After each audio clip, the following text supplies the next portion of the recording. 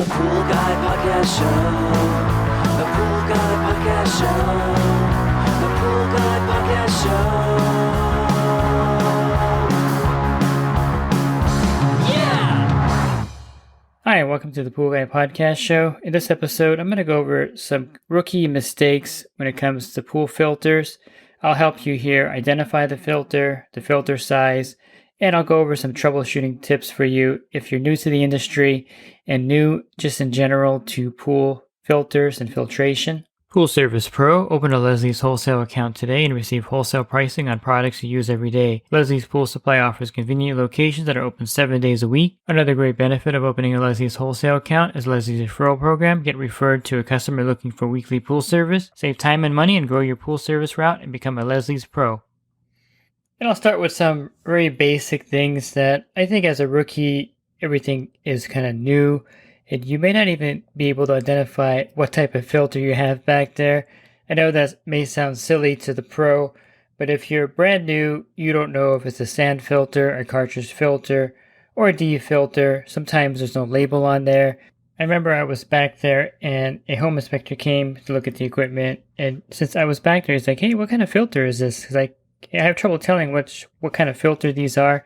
And I said, well, with a cartridge filter, you're going to have the inlet from the pump on top, and you're going to have the outlet on the bottom, with the only exception being a quad type D filter. But those are usually newer, so the label should still be on those. But if you come to a house like this, there's a really old tan filter, and there's no label on it.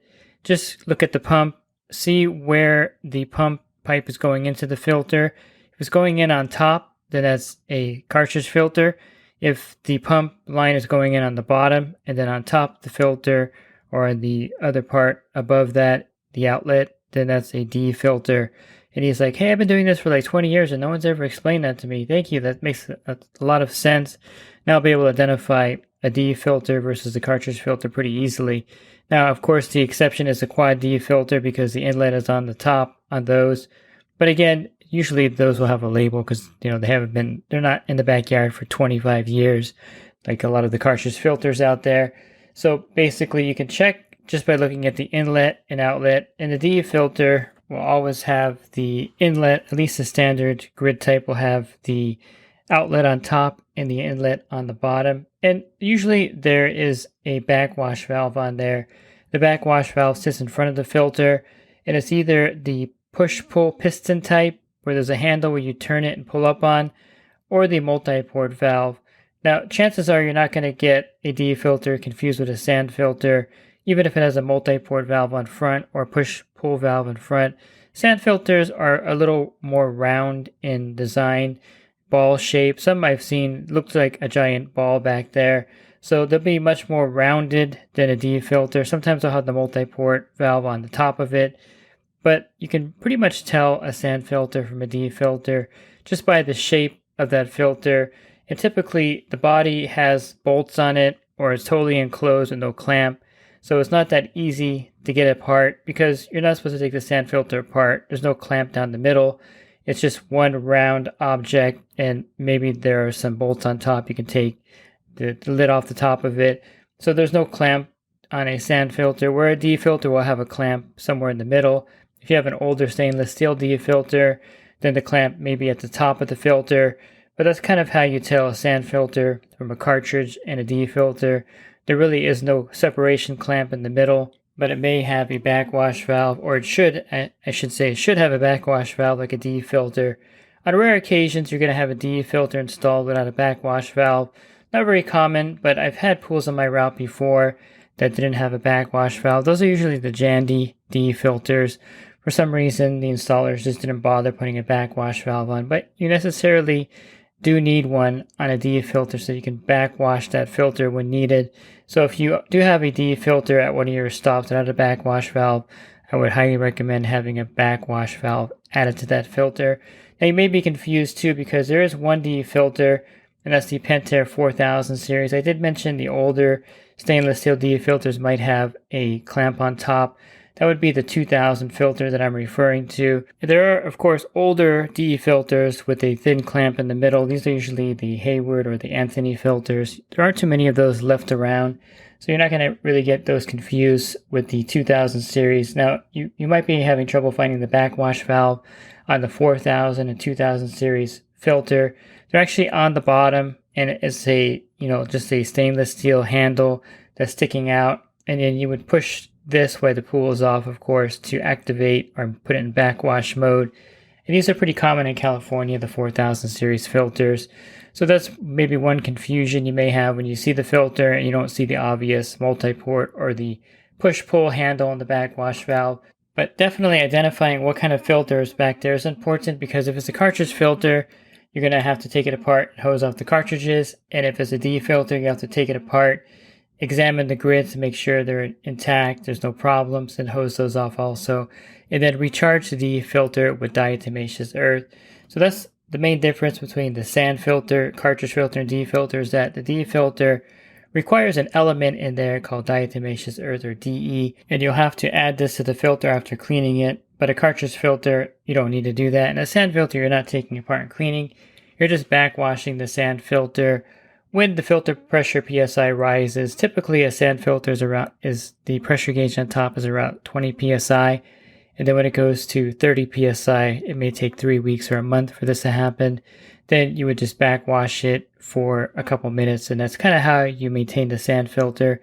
It's the easiest of the three types of filters to maintain. I mentioned the quad D filters. Most of these don't have a backwash valve because they're not that effective, and so installers don't put them on. And they're not really required for the quad filters because you clean them very similar to how you would clean a cartridge filter.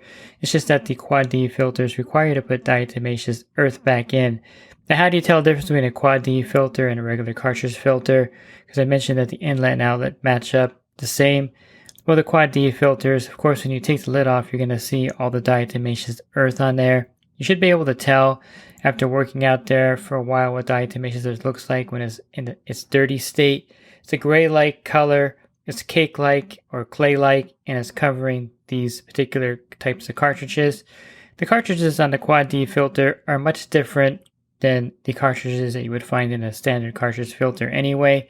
It doesn't take a lot to realize what you're dealing with when you look at the cartridges themselves, because the quad DE type cartridge filters are going to be more of the same material that is on the grids. So go ahead and feel a clean DE grid. Maybe if you have one in your garage or you just got one as a supplier, kind of feel the material, and you can feel like it's really a thick cloth-like material. And if you feel the quad D filters, you're going to feel something very similar to that fabric, and there's going to be very wide pleats. So in a cartridge filter, you have really tight pleats where if you move your hand, it's kind of like one of those flip books, and it's kind of, they're really tight together and held with bands, where the quad D filter cartridges are going to be really wide and spread out. So that's kind of how you can tell the difference if you can't see a label, if you're unsure. Sometimes customers will do weird things, like they'll replace their regular cartridges with quad cartridges thinking that they want to change their cartridge filter to a D filter.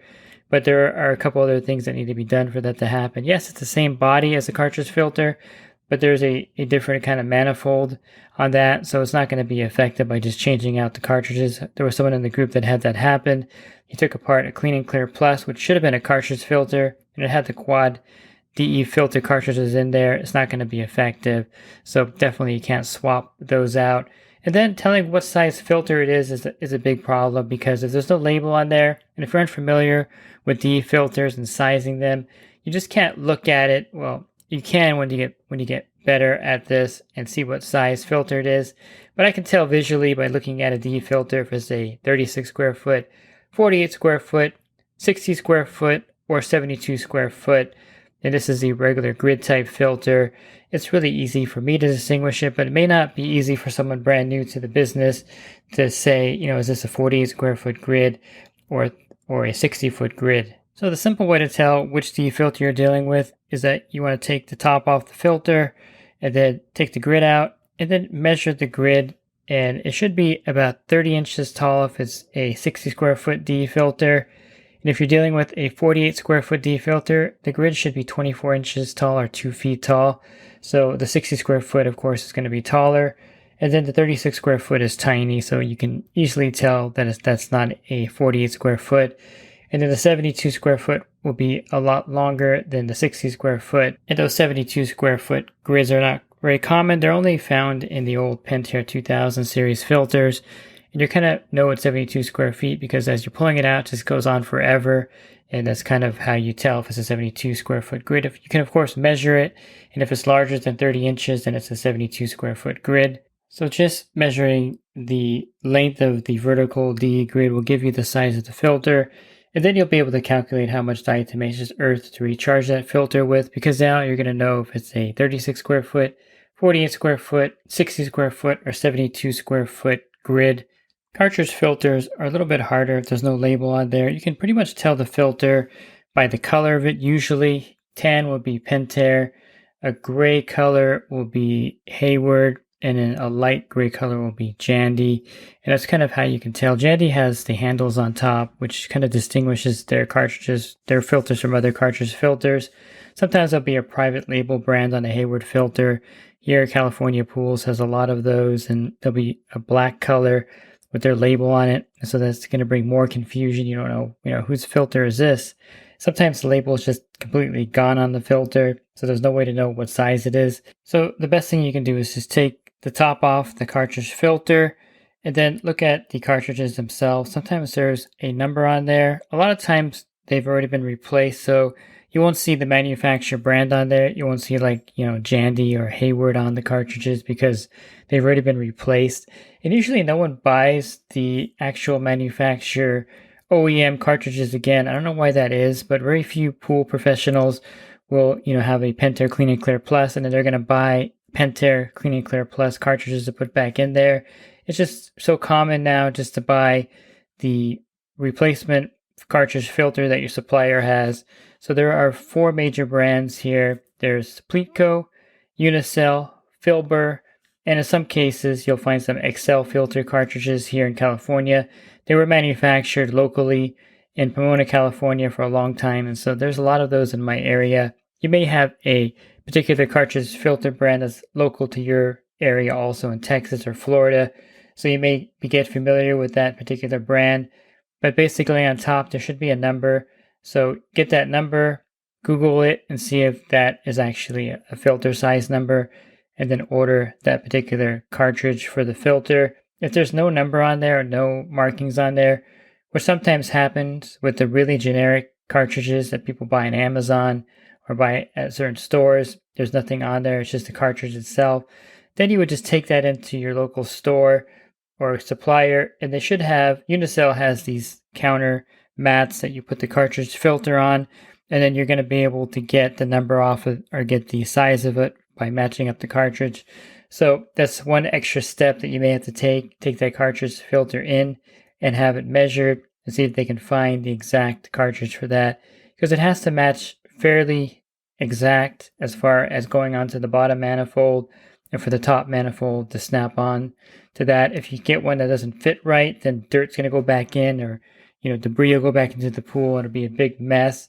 So you want to match the cartridge filter as exactly as you can match it, and hopefully you can match that cartridge filter exactly if you take it into the store and have it matched up. So DE filters are probably a little easier than cartridge filters, of course, because there's just 1 or 2 type of grids.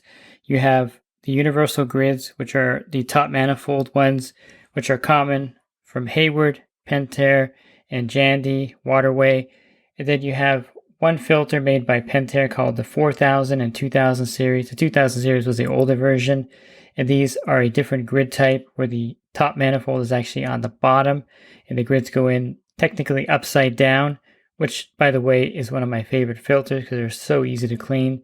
If you take the top manifold off a DE filter and then try to put things back together, you're going to get some serious brain damage, because unless you've done this before, it's going to be really difficult. So my suggestion to you, if you're cleaning a DE filter and it's a top manifold type filter, go ahead and take the top manifold off that filter.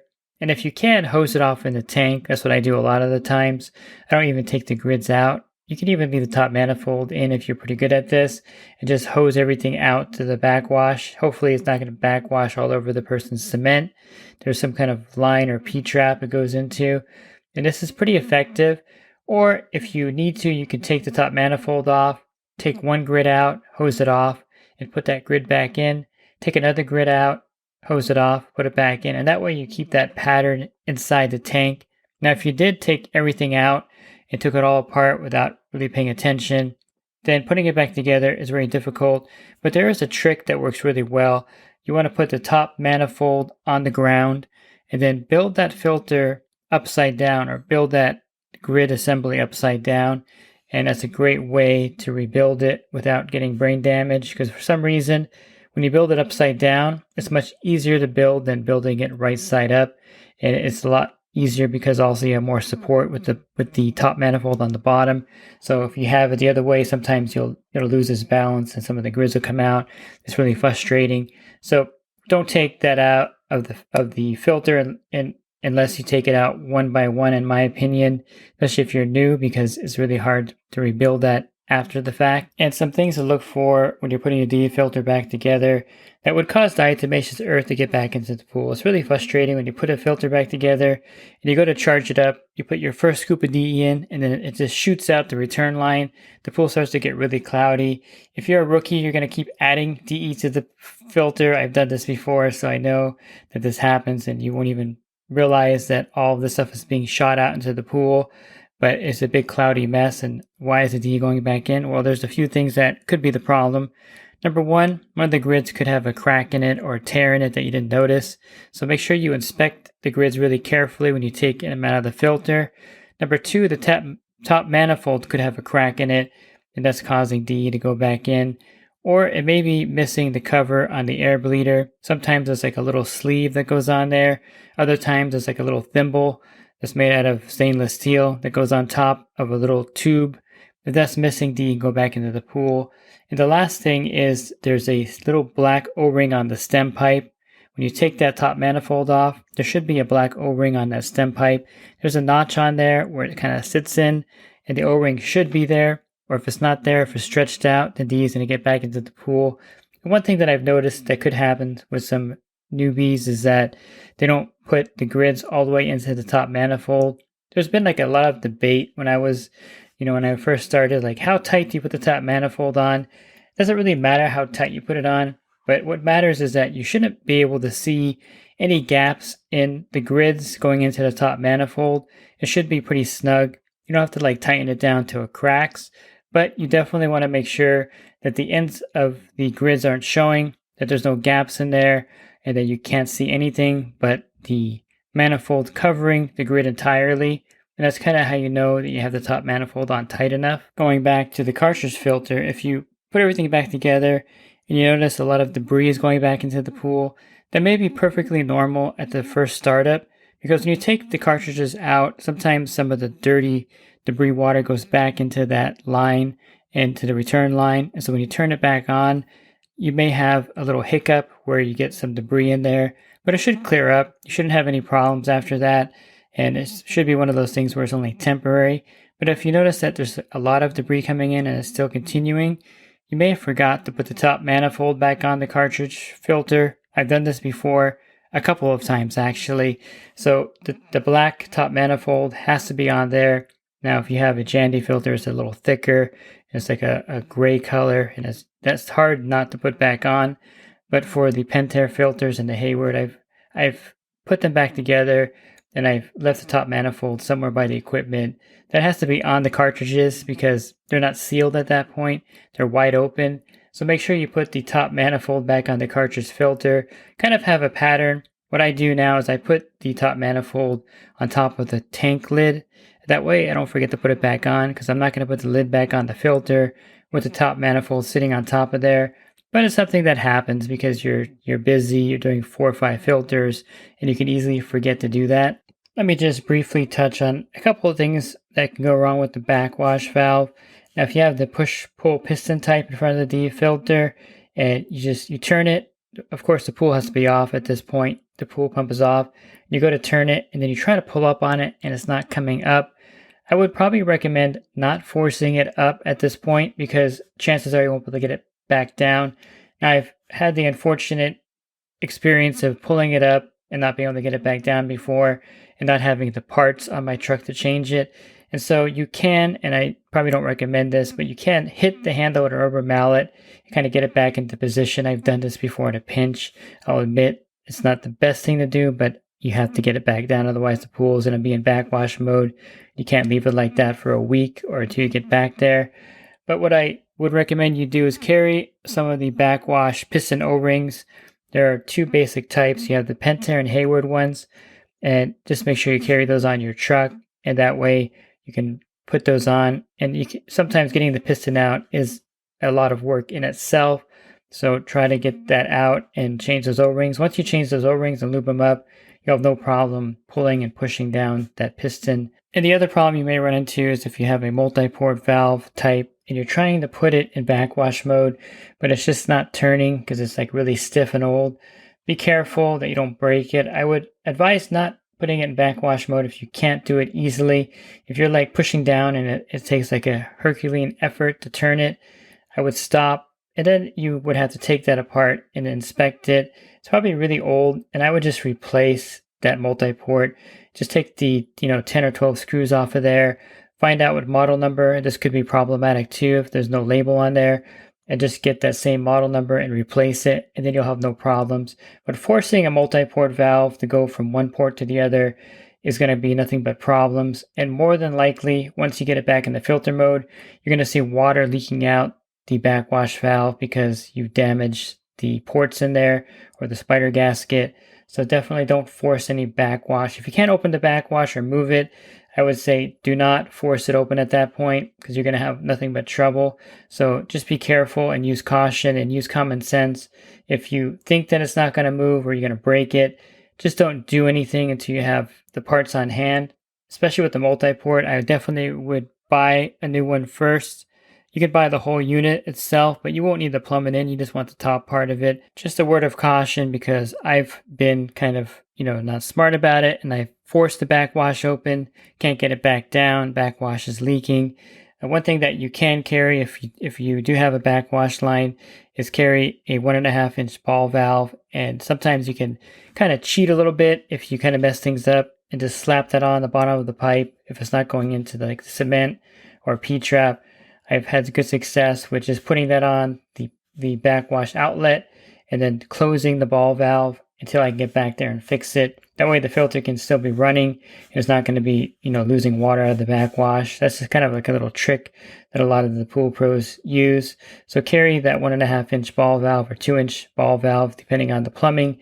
Usually it's 1.5 inch coming out of the backwash, and just stick that ball valve on there and leave it in the off position until you go back there and fix that backwash issue.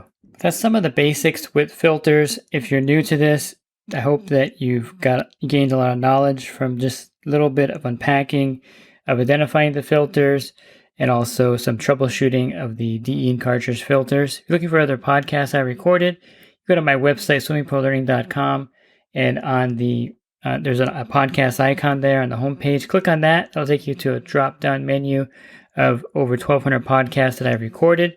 And if you're interested in the coaching program, you can learn more at poolguycoaching.com. Thanks for listening to this podcast. Have a great rest of your week, and God bless. Pool Service Pro. Open a Leslie's wholesale account today and receive wholesale pricing on products you use every day. Leslie's Pool Supply offers convenient locations that are open 7 days a week. Another great benefit of opening a Leslie's wholesale account is Leslie's referral program. Get referred to a customer looking for weekly pool service. Save time and money and grow your pool service route and become a Leslie's Pro.